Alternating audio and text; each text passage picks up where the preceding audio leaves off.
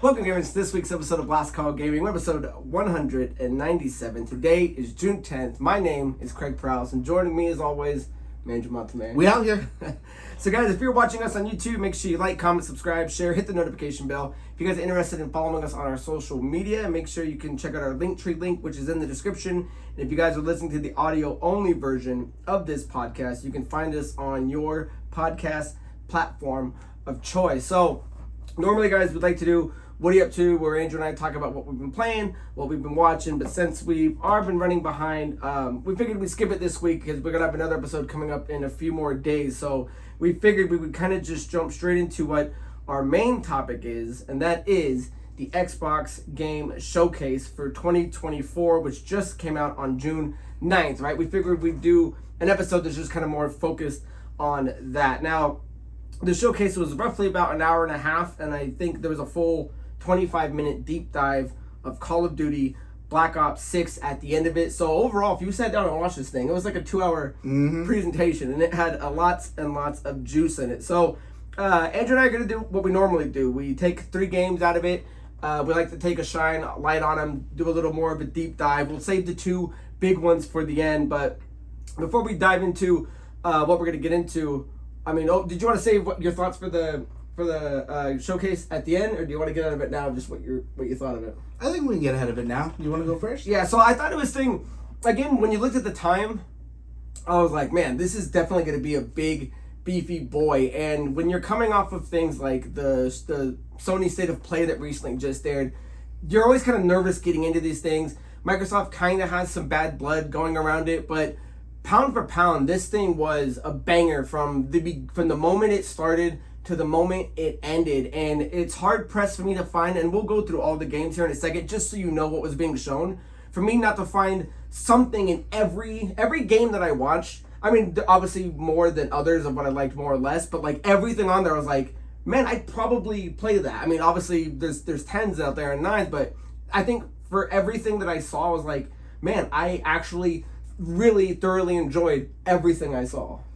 I think so too. There's maybe like a couple that just like weren't for me, but either way, I'm like, okay, there's something out there for everybody. So for me, I felt like it hit like just a tiny little bit of a lull, but either way, I'd give this thing like solid 9 out of 10 for sure for me. Yeah, and I think I was like, yeah, this thing for me was a 9.5. I think because it started off as hard as it possibly could, game after game. And then even when it was kind of lulling down, because there was a couple of things that I'm like, okay, this kind of isn't sticking with the beat of like the aggressiveness of what the showcase is having. But again, though, I think everything they picked looked pretty solid moving forward. And a lot of Game Pass, a lot of day one stuff coming. So I was gonna say, what's crazy too is I think maybe more so, maybe it might not even be the games, but maybe because it slowed down, because they did get into like some like Age of Empires or whatever, like the Gods one or whatever. And I'm like, okay, these trailers are really cool and they're good. But then what slowed down for me was when it got to the mouse game, just because like the tone was like so slow. Exactly. That was the one indie kind of game that kind of. And I was like, okay, like let's just depress it. And so what's funny is Christina's watching this with me, and I think nobody really came out to talk. And I think like Matt Booty comes out in the middle.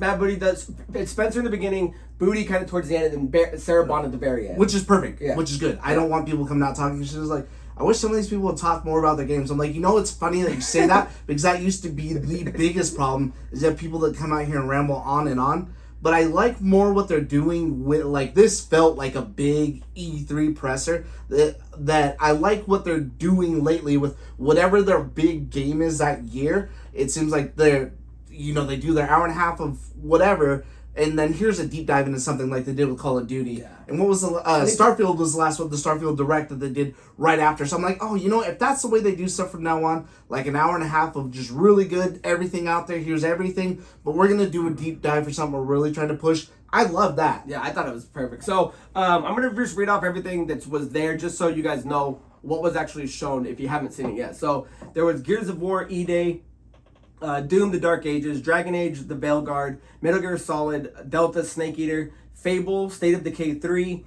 Fallout 76, Starfield, Shattered Space, Call of Duty's Black Ops 6, South of Midnight, Clair Obscur, Expedition 33, World of Warcraft, The War Within, Sea of Thieves, Flintlock, The Siege of Dawn, Age of Mythology, Retold, Perfect Dark, which they're calling the next gen, Diablo 4, Vessel of Hatred, Fragpunk, which looked interesting to me, Microsoft Flight Simulator 2024, Mixtape, Life is Strange, Double Exposure, Indiana Jones and the Great Circle, The Elder Scrolls Online, Winter Burrow, Mecha Break, Wu Chang, Fallen Feathers, Avowed, Assassin's Creed, Shadows, Stalker 2, Heart of Chernobyl, Atomfall. I mean, there was just something on there for everybody, and again, a lot of it, man, was for me. So you know what's funny is I think that's like 2 years in a row that I thought Stalker was Metro. Dude, I swear to God, we were watching it, and I was looking at my, because he started speaking it, because it might not have been Russian, yeah, because it would have been in Chernobyl. So we were watching it, I'm like, man, this looks like Metro to me. I thought it was for sure, especially because they're talking. I thought they were talking Russian, and then when they go outside, there's like the little energy ball lightning thing kind of floating by. I'm like, oh, okay, another dope, because that's in Metro. And then it's like Stalker. I'm like, man, I'm really gonna have to try this to see what the difference is. Yeah, and so that was a lot of firepower that they had going. So again, bangers. Andrew and I are gonna go the top 3 games that kind of. I mean, there's we could have done a top 5, but maybe we just would have went too long. So the top 3 games, Andrew. So start us off with your. Are you going from most hype to least, or just no order? Mine, I actually just have written down in the order, but now that I'm thinking about it, I will probably do I'll say my most hype for oh no, I'll just do it in the order they came out. Okay, go. I don't know what order you got going on, but, because we'd like to end with the other one. So, my number 1 game is, first one that showed up in there, and it's my most hype game. This was like a game that like I sat up for. It's called Claire Obscure, Expedition 33. Now it's set in the Belle Epoque period or idea of like France, and it's made by a French studio called Sandfall Interactive. They're an independent studio. I tried looking them up to see if they had really done anything else, and I couldn't find anything. So I think they're like a newer studio, but the art style of this game was great, and it almost kind of reminded me a little bit of like Bloodborne-ish, because I think that's also set in like that idea of France, like Belle Epoque, I guess is what they call it, thematically is what it is. But what really got me about this game was the first, obviously it was a beautiful game and had a really cool idea.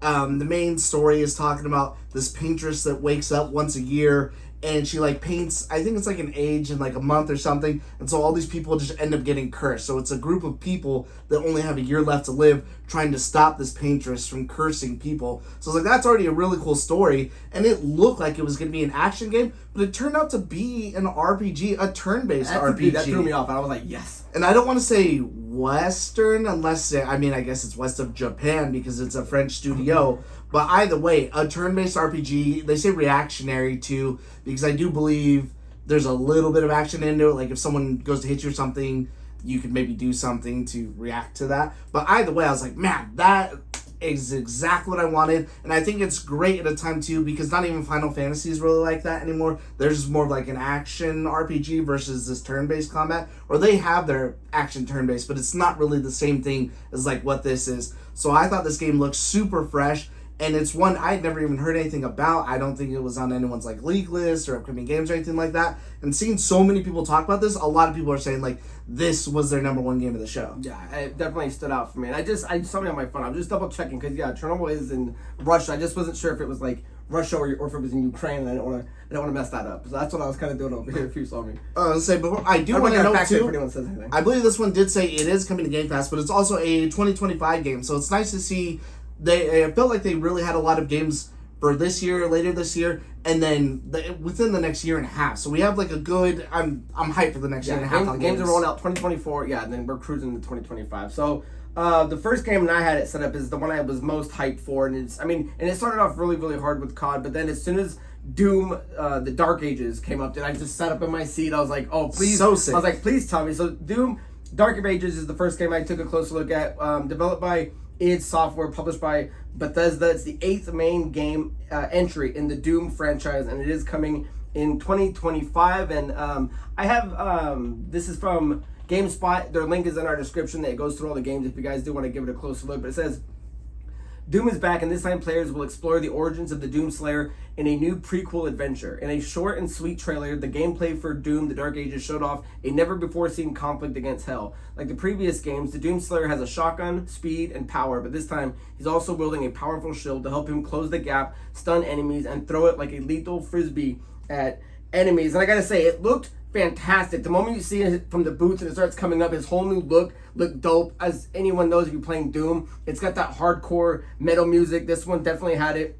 I was going to say that was my biggest worry, especially after they went through that stuff with Mick Gordon, that I was like, all right, like, give me some of the soundtrack. And it was sounding really good so far. Yeah, so. it was sounding great. And obviously the show stealer was the shield. When you start seeing him throw it through people, bouncing them off, stunning them, dude, there's one scene, I know he throws it and it goes way far. And then it comes back and he just snags it. So it's kind of cool because you got to remember that this is a kind of a reboot. So I do like that that they did kind of do an origin story. This is one where it's like, okay, I don't need there to be, and I'm sure there will be a Doom 3 eventually, but it's like, I kind of liked that they went back and told this origin story, because it's like, yeah, where did he come from? What did he fight once upon? Because this is like clearly all hell. One of the things that I thought was pretty dope, he's flying like a dragon or like a drake or something, and so it's got some cool flight spots, and then at the end, that when it was blowing fire in that thing's mouth, I was like, that was awesome.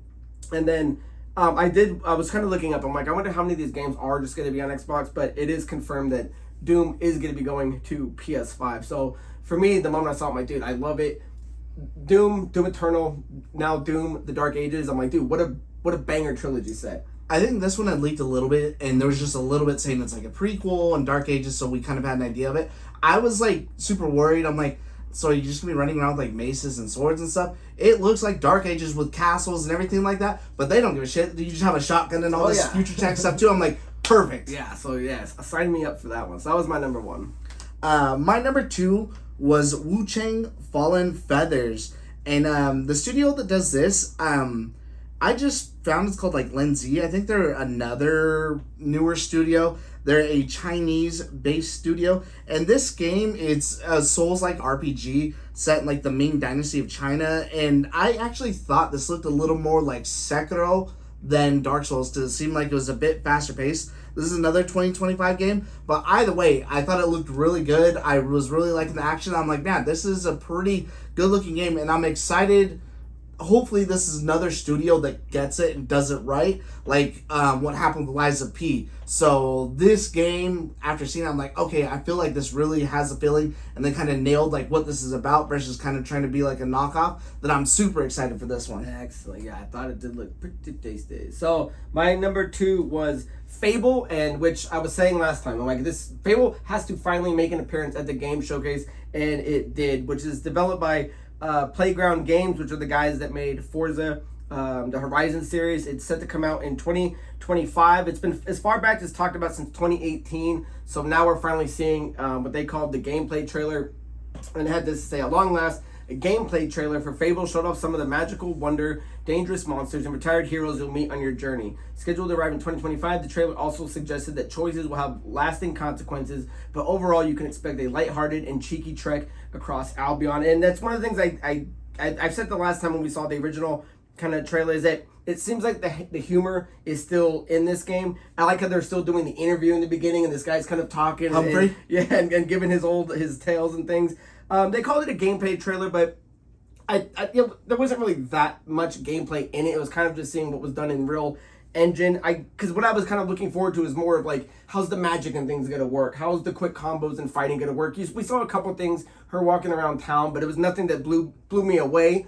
But I'm glad that there's something here now that's definitive and I can actually look at. But the thing I was trying to tell is that it, instead of being, because in the other the other Fables, you could, I think, make a guy or a girl. You can kind of customize them as you want. This looks more like a personal narrative journey where that girl is going to be the main character. And I was like, that's fine. It's, I mean, because again, this is a rebooted Fable, so it's not taking away from the other one. But I know that was a question a lot of people have, like, is there going to be customization, or is because Humpy kept talking about the girl, is she the girl, or because that's in the show, like, she's back. Was she talking about her, or was she talking about someone else that they need to go fight or something like that? So I am curious if it's going to be her.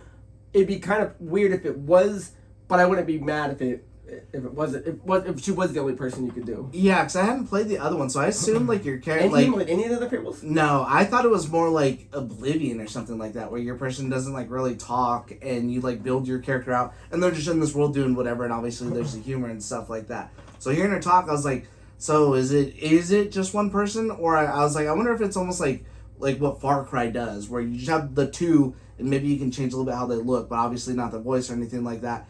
And your decisions affect the world going forward in the story. It's not like your person's mute. Yeah, because when they're saying that your choice can have lasting consequences, in past fables too, it'd be like who were you helping out more? Whose side were you building? Because at the end you have like this big war. So when they're saying these lasting long consequences, it's like it's gonna be cool if you're gonna be playing a game and something you do in the very beginning is gonna affect your gameplay versus how it would affect my gameplay, which makes the replayability more fun. So yeah, I thought it looked really good. I was super hyped for it, and I was like, yeah, I mean, you know what? Like a lot of people were kind of talking shit before, like saying, "Oh, it looks bad" and this and that. For a group of people that have only made race car games, I felt like this is pretty much like a big middle finger, like, eat that. Yeah, eat it up. My final game of the show, and their one last moment that I thought was actually super amazing trailer, loved it, was Gears of War E-Day. They didn't put a date or anything on it, but it is a prequel. You're playing at the start of when everything pretty much pops off in E-Day. He's fighting a locust and he goes to like fall down the thing, and then Dom of course grabs him because he's still alive. I felt like this would be a perfect point for maybe someone like I don't know how many of the other ones you played, because we were trying to do it. We did Judgment. And I think we made it almost through one, and then other stuff came up that we stopped. Like, I beat one in the beginning, but then with you, and then we beat 5, right?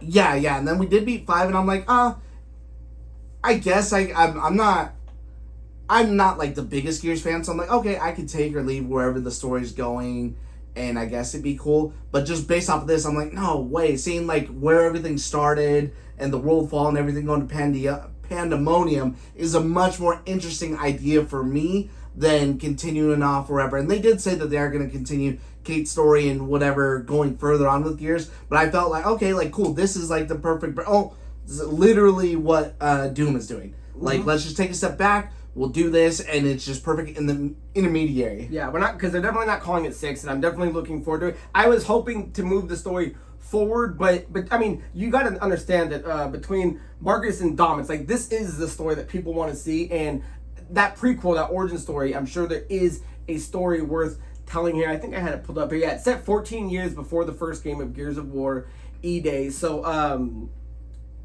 there's definitely something to do there. I think they said there's no date for it yet, but it'd be 2026, probably the earliest is what I would guess. No, who knows? Because maybe it'll be one of those things that show off at like Gamescom or something like that, and they could easily drop that whenever. You know, I feel like it's maybe more of a 2025 type of game. 2025? I think so. If it's 2025, though, wouldn't you think they've said it when there's so many other games saying 2025 across that whole showcase?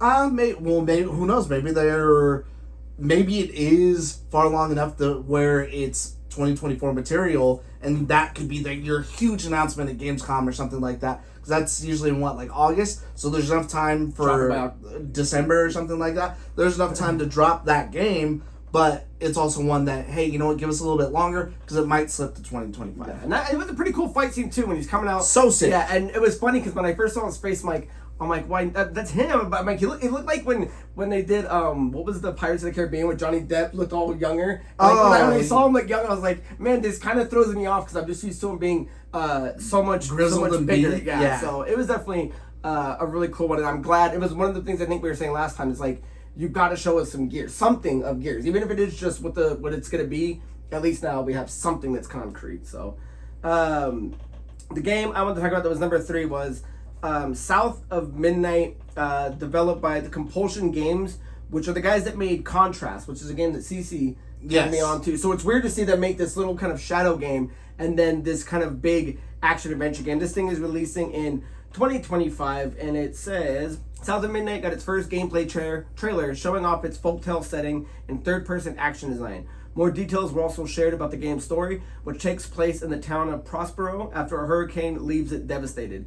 It's up to the protagonist, Hazel, to venture through the southern Gothic world where reality and fantasy are interwoven. A release year for the game is also revealed, and we just said that, 2025. Now, when it started, when you hear these two people talking, I'm like, it looks like South of Midnight, but I thought it was just like the chick. And then when it turns around, you see this, what was she riding? Like a mudfish or like a catfish or something like that? And the aesthetic, I do like the aesthetic, but because it doesn't look bad by any means, and I'm kind of glad it doesn't look like everything else. Right. It does kind of have its own unique kind of look. But again, I feel like that might hurt it. It might be something that at the end, when you see too much of it, maybe it kind of rubs people the wrong way. But I do really enjoyed what we got to see. I wish it was a little bit more. I do like it was one of the few games where we actually got to see what the menu on screen looked like as she's fighting. We got to see her health bar. We got to see her 3 attacks. It looks like she's really using this kind of like grappling hook, this hook to kind of pull things forward. You saw some cooldown times.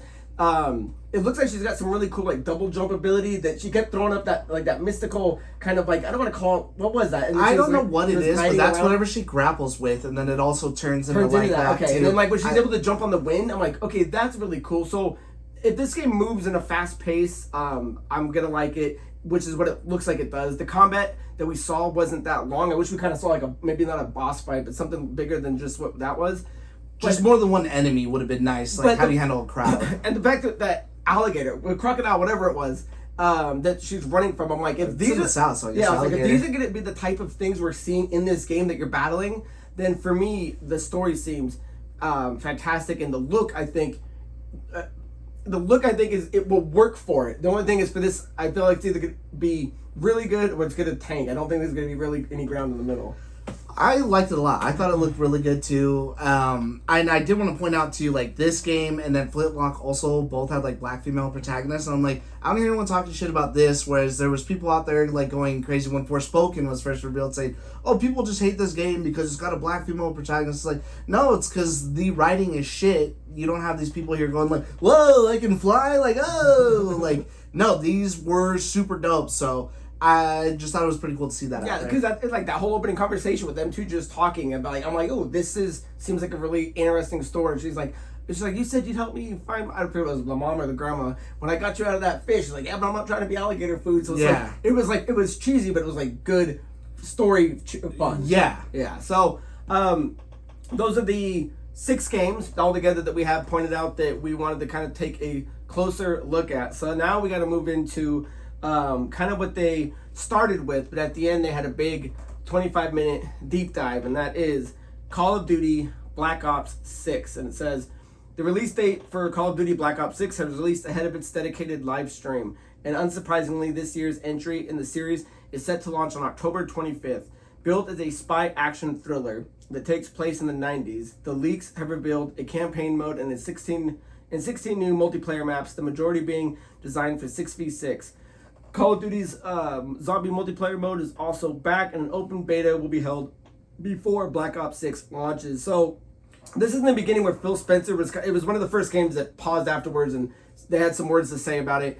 And I think one of the things people were taken away for is that everything's going to be dropped with everything. There's not going to be, a beta on PS5 anymore that's ahead of Xbox and everything. Everything's going to be going at the same time. But we can get into the trailer. But I did find a nice thing on Forbes that has the top 10 things of what's going to be in the game. So I kind of wanted to scroll down that, and then Andrew, put your taste on it, because you're the house Call of Duty guy. But I didn't know if there's anything you wanted to add before we got into it that you don't think is going to be in this. So we do this first and just kind of see at the end? I was going to say too, I just think it's interesting, because before people had known this was coming out and they weren't calling it Black Ops 6. What is, I don't think it was Korean War. What was the other war that we were thinking it was? Because it is set in like the 90s, and it's after Vietnam, and I think after the Korean War.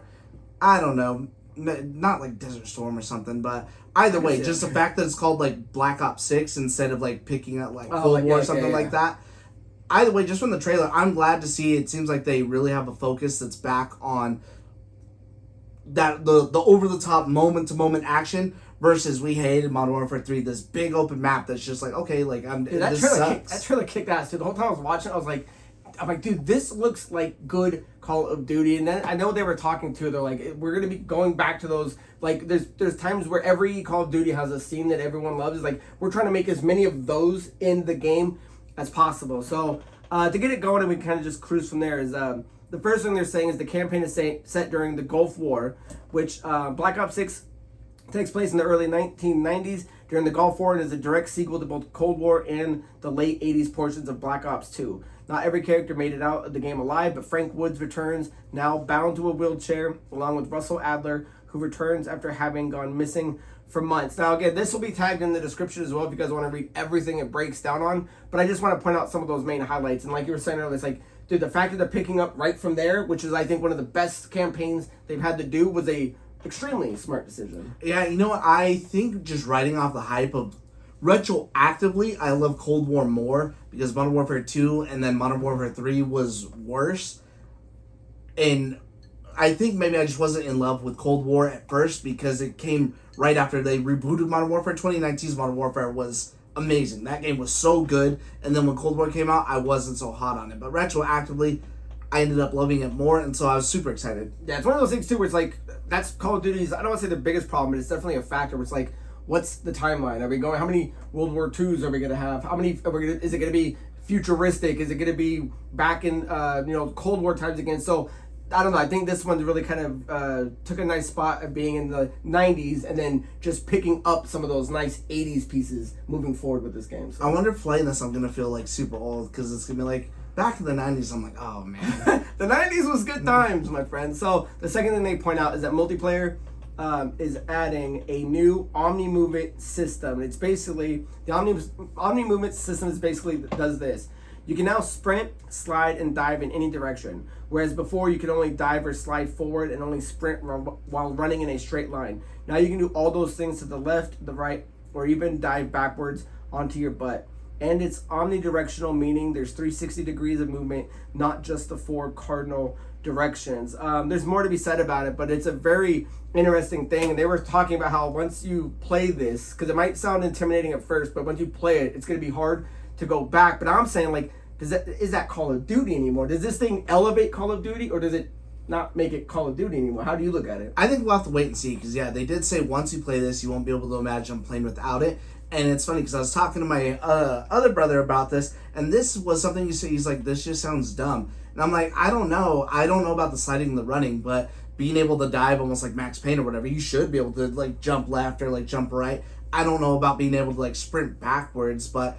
This is something that we'll really have to see because this would be one of those things that could change the franchise forever, and it's good to see them coming out with something new and different because they had the time to do it. Because again, this is the first Call of Duty that had a 4-year development cycle. Yeah, and this is I know there's a couple different development teams on it, but isn't this mainly Treyarch and Raven doing this one? Treyarch, yes. Okay, let's see.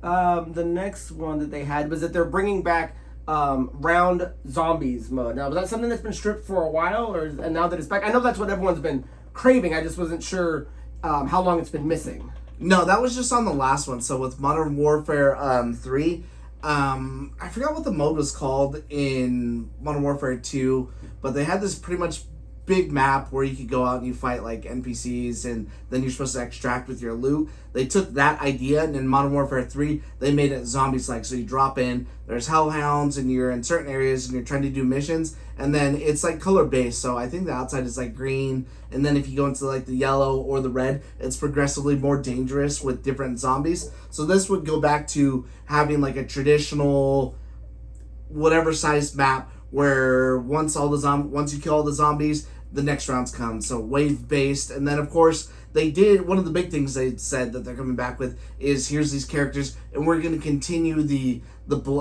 zombie story from where it left off, which obviously started in World at War with like Rick Toffin, and then went from there. All right, so number 4 is that they're saying, well, perks will no longer be gloves, boots, vests, etc. And they're saying changes the perks that Sledgehammer made in Modern Warfare 3 over Modern Warfare 2, which pretty had terrible perks overall. But that system, glove, boots, vest, gear, etc., is going away, though I hope it comes back for the next Modern Warfare. So instead, we get classic Black Ops style perks along with the wild cards. Perks are broken up into 3 categories: Enforcer, Recon, and Strategist. You can mix and match with these styles however you like, but if you pick all 3 from one category, you get a special bonus perk. Wild cards allow you to tinker with various loadout options. One gives you an extra perk, another unlocks 3 extra attachments on your primary weapon, and so forth. So, I don't know. I thought people liked the gloves, boots, vest stuff, or is this something that's once upon a time they're bringing back and it... I don't know. I mean, I'm not even familiar with this at all. I remember the wild card one before, so yeah, you could have like an extra perk or like extra attachments on your guns and stuff. I mean, they always do something different with every multiplayer, so that way it's not the same and it doesn't feel stagnant. I personally don't really care for like the whole like boots and the gloves and stuff. I don't even care so much for this because I feel like at a certain point it's just too much, and you should just focus on like classic, like here's the perks, and you have 5 attachments on your gun or 6 attachments, whatever. Well, usually they do 5, and then you go from there. Versus like, oh well, here now you can have like 10 different things on your gun.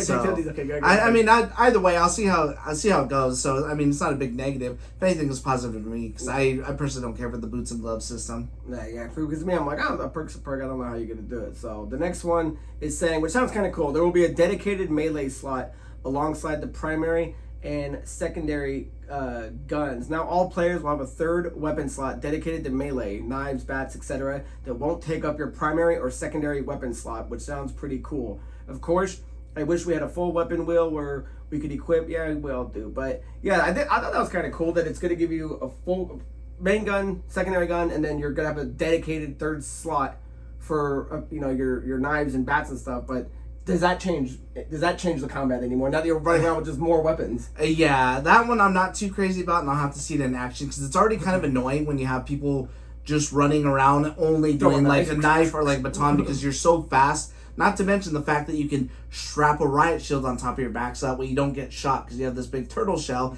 And so it's like, okay, now I have this turtle shell on my back. The dude's got a baton. He's running around fast. What's to stop him from swapping over to another weapon, and it's just a fucking rocket launcher?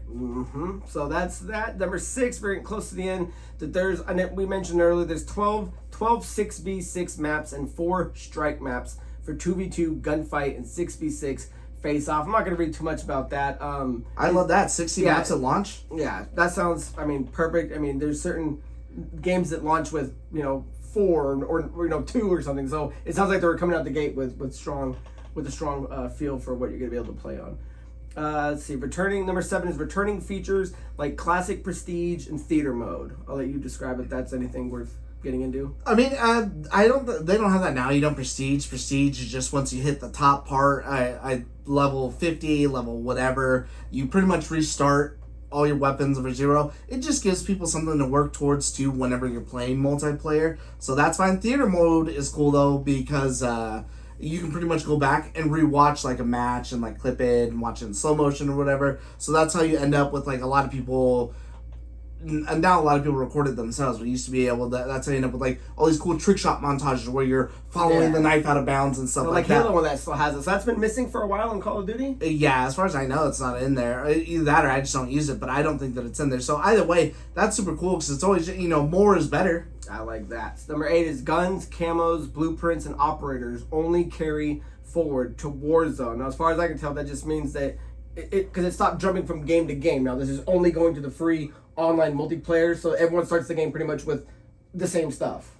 Yeah, this is negative for some people. I personally don't care because to me, I just look at it as maybe, even though they jump all over the place, maybe they're trying to carry forward some aesthetic. So like right now, especially in like Modern Warfare or what I use in Warzone, they just have like a Gundam bundle. It'd be pretty weird to see this big bright fucking robot running around, something set in that time. I think that's what they were saying. Like somebody that still has like a Snoop Dogg outfit and all that stuff. You got to get rid of all that stuff and start it at what you're gonna be able to equip in this game. Yeah, so either way, you're not losing it unless you only play multiplayer. That'll still be there in Warzone to transfer over. So for me, I personally really only focus on Warzone, so that's not a big loss for me. But I guess I could understand if somebody was upset. Because when they say, oh, you worry about aesthetic and this and that, but then you have fucking King Kong and Godzilla fighting next to Snoop Dogg and Cheech and Chong and all this other stuff. So it's like, at what point do you really care, Gotcha. Number 9 says, Treyarch is working on improving the UI and the UX and the Call of Duty launch. And now for me, I just would like that because every time I would try to jump back on and play Call of Duty with people, it is just full of crazy nonsense. It's a lot. It's everywhere. So, because it says they haven't showed us very little, and it appears Treyarch is really taking players' complaints seriously and is working hard. So it's just something they plan on doing, but I don't think right now there's any anything that's been said of what they're going to be doing. But to me, I'm like, oh, that's a no-brainer. Unless this, I don't know if they're counting this as part of this thing in Forbes, but not just the UI for the game menu, but when you're actually playing, now you can customize your UI. So if you want your radar to be in the middle of the screen, if you don't want radar at all, like no ammo, no nothing, you can turn all that shit off. Yeah, and user interface and the user experience. Yeah, so normally you can only do that in like when you play hardcore, you don't see anything at all. If you want to play regular and just don't want the stuff on your HUD, and specifically this said too, like if you're a streamer and you have set up a certain way, now you can move your guns and ammo over to here and move this over to here to make it more user friendly. And I'm like, oh, that's super dope. That's really cool. I don't know why more people don't do that, because I actually fell in love with that function with the Xbox chat. So depending on what I'm playing, or like the achievement tracker thingy, I'll move it to a certain part of the screen depending on what I'm playing. I'm like, dude, this is so easy. I don't know why I can't do this with other things. With everything, really? Yeah, because there's certain games I'm like, I don't like the radar. If I only could change the size, or like I'd prefer this to be here, prefer that to be there, but I just deal with it. So I mean, that's a super huge option. Yeah, which I think is really cool that they're gonna be doing and needed. So, and finally, number 10, the one that was up for debate. People weren't sure for how long it was gonna be, and it's finally official that Black Ops 6 will be the first Call of Duty launching free on Game Pass, which I know a lot of people for a while were like, does that make sense? Should you do it? But it's like, you gotta at least try it. I don't know how this is gonna affect them financially, but I mean, I know, where everyone's gonna be playing it day one. I mean, I don't know. You're my Call of Duty man. What are your biggest thoughts on this? I was gonna say, I have no clue how this is gonna be. Like, yeah, it's cool for us, but are people really going to switch over, like, oh, my console this just so that way I don't have to pay for Call of Duty? Well, I'm looking at, look how many day one players are going to be. So, like, if people don't have the game's going to be bigger than ever. If you don't have the $70 to buy it day one and you're like, and you're waiting for mom to buy it for you for Christmas or something like that, it's like, if you've got the Xbox, it's like, I'm surprised I think it was probably not going to crash day. Well, like, everyone now is going to be played if you have an Xbox. And if you have an Xbox like Call of Duty, now there's no reason for you not to have a Game Pass subscription. My big thing was, too, like, okay, well, how many more players are you going to get on this to make up for that? So, versus $70 a person, now you have however many more players that are playing it for free. And normally people like me, I don't really spend too much money on there. I'll spend money on that. I didn't have to pay for it. So why not get in there? And I could spend $70 worth of cosmetics over the course of a year or something like that if I wanted to, or more. But still justify the original purchase that now you kind of got the bankroll for it. Yeah, exactly. So I was like, we'll see how that strategy pans out, but I'm all for it. Yeah, because, I mean, the number one place to play Call of Duty, at least player-wise, is on PlayStation. So I don't see them hopping ship and buying a new Xbox to get it. But all the kids that, I mean, the day one, this thing will be loaded from day one until it's done. So, but again, they had to try it. I mean, when they bought it, and it's going to be weird to see how they get their financials back. But when they said, hey, all of our first-party main games are going to be on Game Pass, I mean, you can't exclude it. I mean, the next one might not be. This will be what we see on how it works out. But it's like, but we got to see how it is first. And it's going to be very interesting to see Black Ops 6 day one free on Game Pass. So, unless there's anything else you want to add about Call of Duty, I mean, there's a lot. I mean, it had the biggest direct. Unless there's anything else, I think they did a good job of putting together the 10 biggest things. No, I liked watching it. I thought it was pretty cool. The only thing that would have got me over the moon for it would to be maybe see a little Warzone integration. But she started kind of talking about Warzone. The dude's like, nope. And so it's like, obviously they're going to save that for whatever the next COD Direct is. When I think they said it's in August 28th or something like that. Yeah, I think it was something like that. I think it's end of August when they're going to do a more in-depth reveal at Call of Duty. So either way, from what they shown was super hype. And again, I really enjoyed it, especially seeing it doesn't look like a sloppy mess, especially after the last one. Yeah, I hope, hopefully going forward, all of them get the amount of time and love that they need. Excellent. So, guys, that is the end of this episode. I was just kind of focused on the games showcase. So, leave down in the comments below, because I know we didn't talk about everything, and there's plenty of things that were worth attention. So, I want to make sure if you're watching it and you liked what we had to say, or if you have anything else that you wanted to mention, definitely leave it down in the comments, right? Yeah, make sure you keep watching this week. I know today, I haven't watched it yet. They had the Ubisoft event, too. I'm sure we'll be talking about that. So I like that, yeah, because we will be trying to get out another episode by the end of the week. This was just kind of just going for the game Xbox showcase, because it was a banger. So, guys, that is the end of episode 197. Join us next time, guys, for episode 198. My name is Craig Perales. That is Mandrew Montemayor, guys, and until next time, cheers. See you out there.